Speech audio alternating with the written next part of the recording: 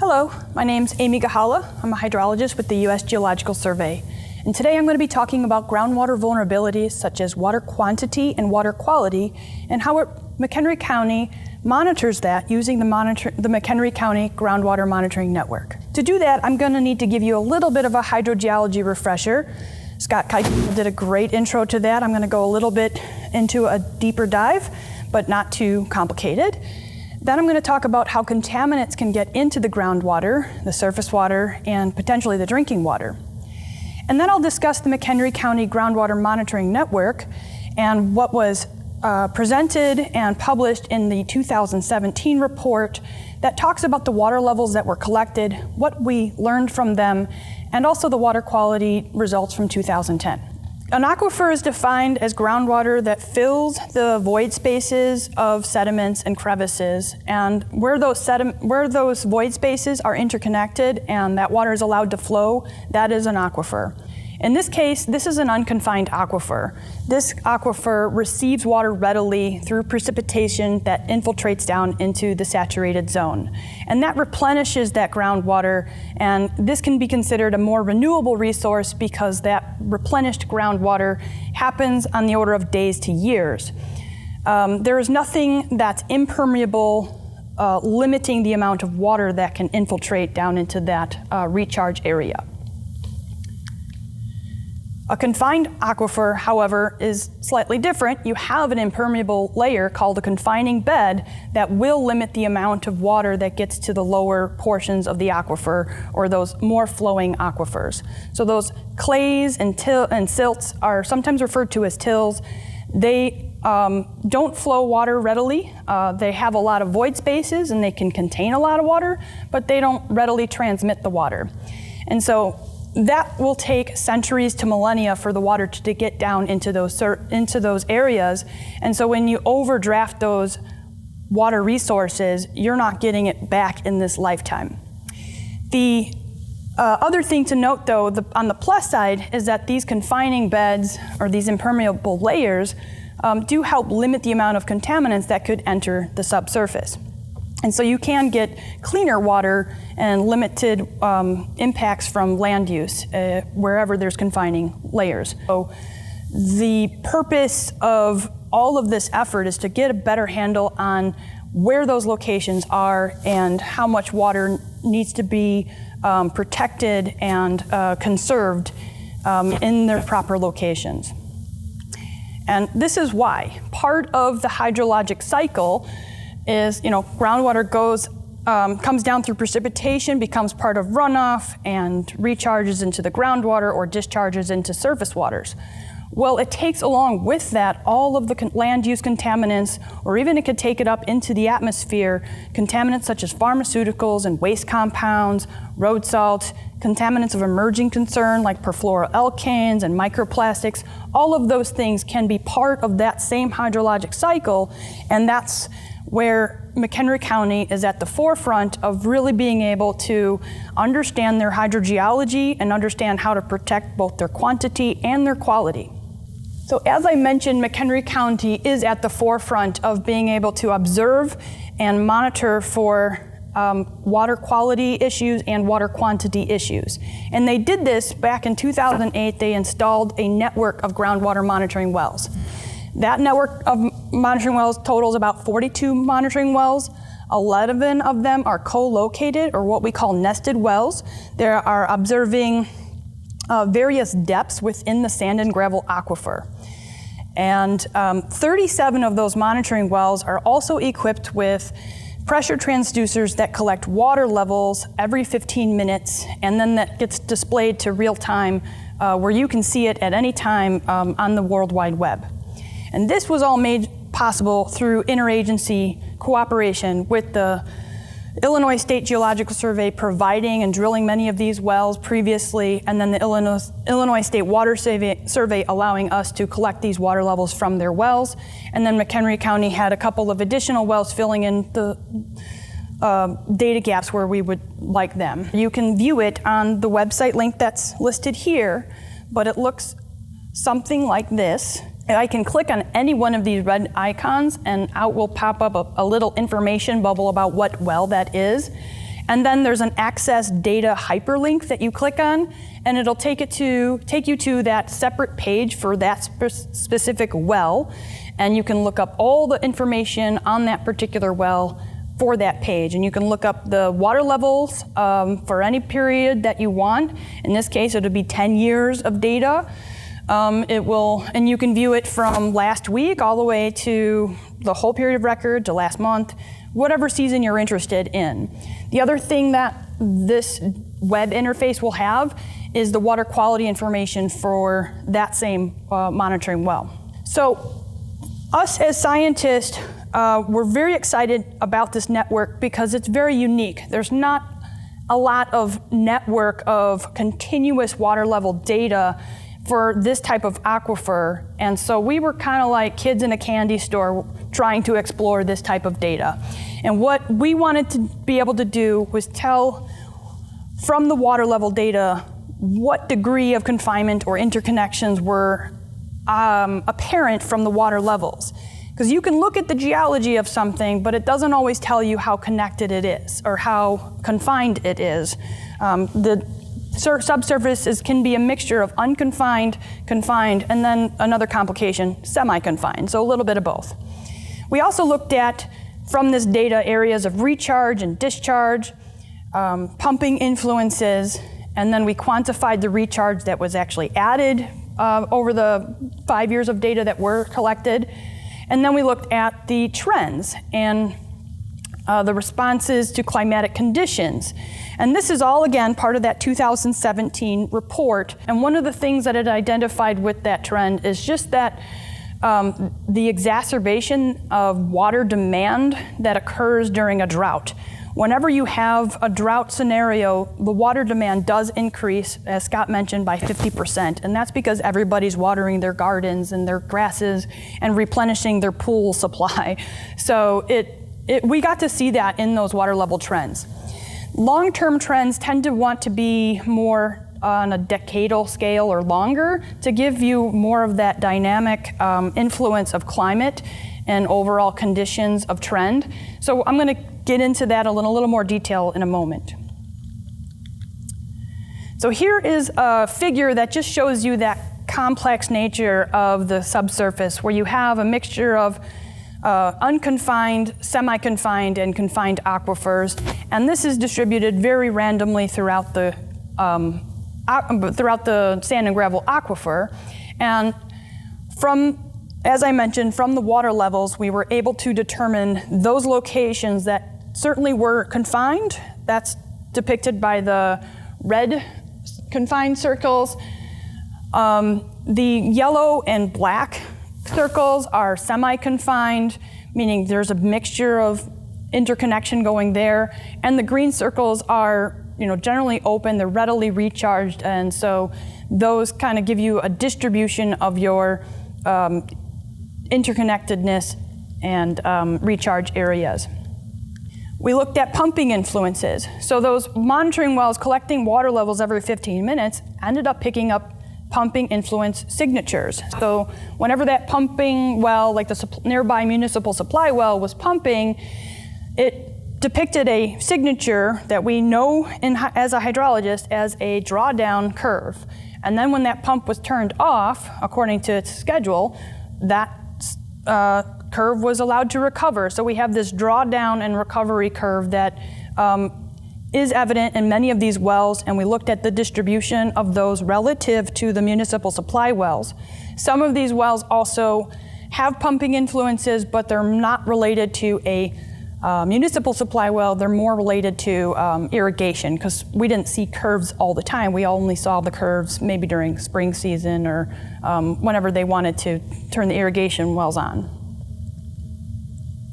And this is important because it can be used to tell you the extent of your municipal supply influence, so you can get an idea of your water protection areas, your water supply protection areas, so you can kind of refine what those areas should look like and overlay that on top of your recharge areas, and it just provides a greater depth of information. The Groundwater Watch page can be found at this link, and this will take you right to the McHenry County area and show you all the wells that are, at least for that snapshot in time, either reds, which is much below normal, oranges, which is below normal, or greens, normal. And then the blues are above normal and greater than above normal. And it's all based off of a statistical analysis of frequency of probabilities. I can click on any one of those data points and it'll take me to yet another separate page for that well. And that separate page for that well is going to show a couple of different figures. This figure is a year's worth of data looking at 2020 to 2021, the spring to spring season, basically. And in this case, the daily data is plotted against the typical range of water levels that have been experienced at this well or observed at this well and the frequency at which it's been observed. And so you can see that in the beginning of 2020, the water levels greatly spiked above normal, and because we did have a pretty wet season in the beginning of 2020. Well, as 2020 progressed, it started to get really dry, and so these are those moments of extremes that Scott mentioned, where we're going to experience kind of two ends of the spectrum in one season. And while 2020 might not have been considered a real drought, or however we want to define it, it still was a period of lower precipitation. And so what that ended up doing is causing a lot of these wells to drop below their normal range. And then in the winter time, we didn't really see the snow until February. That's when we had an onslaught of all the snow, and it didn't go away until spring melt. The other two figures or graphs that you will see on that webpage is a comparison of the discrete water level measurements and also a comparison of the continuous water level measurement. But in this figure, you can see the difference in data resolution when you compare the discrete data to the long-term daily data, and it shows you just the amount of peaks and the amount of troughs and the seasonality between all the years. This is 10 years of data, and it does show you that, in general at this location, we're, kind of fairly stable at this location. And again, as we look a little bit deeper into more long-term data, those peaks and those lows can be analyzed for whether or not they're getting more and more extreme in either end. So here is the network, the groundwater monitoring network, and this is also used to monitor for water quality, obviously, on a decadal scale. So every 10 years we'll go and monitor for certain water quality parameters, and in 2010, 42 of these wells were sampled. 4 USGS wells were also added and included into this because they're urban wells and they're shallow, and they give you an understanding of what the urban input might be in those locations. So in 2010, we sampled for nutrients such as nitrates and ammonia, major ions, and metals. And then we took a subset of those wells and we sampled for trace elements, dissolved gases, pesticides, and volatile organic compounds. And as a reminder, all this is in that 2017 report, but also can be accessed on our database. In 2020, I did get out there and we did sample all the same wells in McHenry County for nutrients, major ions, and metals. We did it again. But we also selected a different set of monitoring wells for a subset of samples, looking at pharmaceuticals and waste indicator compounds. And that focus was on monitoring wells that in the previous 2017 data analysis of chloride sources indicated that those wells might have some influence under like sewage. So we really wanted to make sure that there was nothing deleterious in those wells based on that chloride source analysis, or confirm whether that chloride source analysis was really sewage or not. The other thing that was added in 2020 is that McHenry County wanted to look at, well, what's going out of our system through the surface water. So we selected 3 locations for surface water sites, major rivers basically, that we sampled for pharmaceuticals and waste indicator compounds in those locations as well. And the publication of that report will be out in 2022, and I'll be back here next year probably talking about that, I hope. All right, so what was found in the 2010 water quality results? And here is the anthropogenic results. In this case, pesticides and volatile organic compounds were detected. All the detections were below the Environmental Protection Agency's health and aesthetically based benchmarks. This is part of that subset of samples. So in pesticides, there were 62% of samples that had some detection of pesticides. For volatile organic compounds, 44% of the wells tested had a detection of volatile organic compounds. On the flip side, we did have some exceedances of the US EPA health and aesthetically based benchmarks, particularly for nitrates that exceeded in one well at 10 milligrams per liter. And then for chlorides, 2 wells exceeded the secondary MCL, or secondary maximum contaminant level standard of 250 milligrams per liter at 2 wells. Now I'm gonna go down a little bit of a chloride rabbit hole because, again, we were wanting to figure out how much chloride was being an issue in McHenry County. We wanted to identify if it was an issue to be concerned with. So in the 2010 data, the chloride concentrations ranged from 0.49 to 521 milligrams per liter in the sampling event. But we also went back to some of those NAQUA wells and resampled those, so that's why you're gonna see additional ranges up in that graph there. This graph is showing the chloride concentrations on the x-axis relative to the well depth. And what you'll notice too is that the concentrations of chlorides are much greater in the shallowest portions of the aquifer versus the deeper portions of the aquifer. It starts to decrease. And so the shallow aquifer, or the shallow wells that had the highest concentrations were those urban NAQUA wells, or those wells located near heavily trafficked roads or highways. The other 2010 results for naturally occurring analytes, these are things that exist naturally because this groundwater, even though it's in the shallow portion of, with respect to every other aquifer, it just has plenty of time to dissolve various minerals from the rocks and the minerals and sediment that are around it. And in this case, arsenic exceeded the MCL of 10 micrograms per liter in 26% of the samples. And this map kind of just shows you what wells those were and the distribution, which tends to be, if you'll notice, kind of on the western half of McHenry County. And they're also mainly in the deeper portions of the sand and gravel aquifer. The concentrations of arsenic, however, can be reduced, though. The good news is it can be reduced with ion exchange systems or carbon filters or reverse osmosis systems. The other naturally occurring analytes that are the bane of our existence are like iron and manganese. These are the things that stain all your fixtures and you have to scrub everything really clean and you can't wear white ever again. So this again comes from those rocks and sediments and gets dissolved. Iron exceeded the secondary maximum contaminant level of 300 micrograms per liter in 85% of the samples. So yes, it is very prevalent in this aquifer. The manganese exceeded the 50 micrograms per liter in 30% of the monitoring wells. One of them actually also exceeded the drinking water advisory, which is a non-regulatory health-based standard. But it's kind of more of a suggestion like, hey, maybe that much manganese isn't a good idea for your health. So that did have one exceedance there.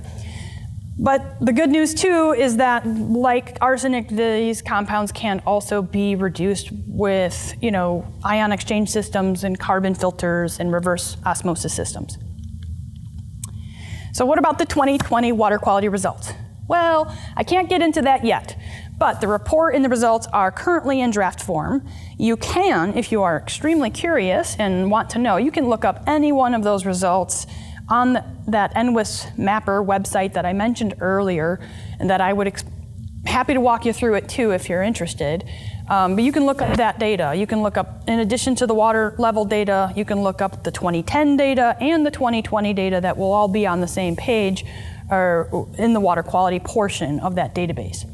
And so the report will be released in 2022, And hopefully I'll be here next year explaining the results of that. And with that, here's my contact info, and feel free to email me and ask any questions you'd like. Thank you.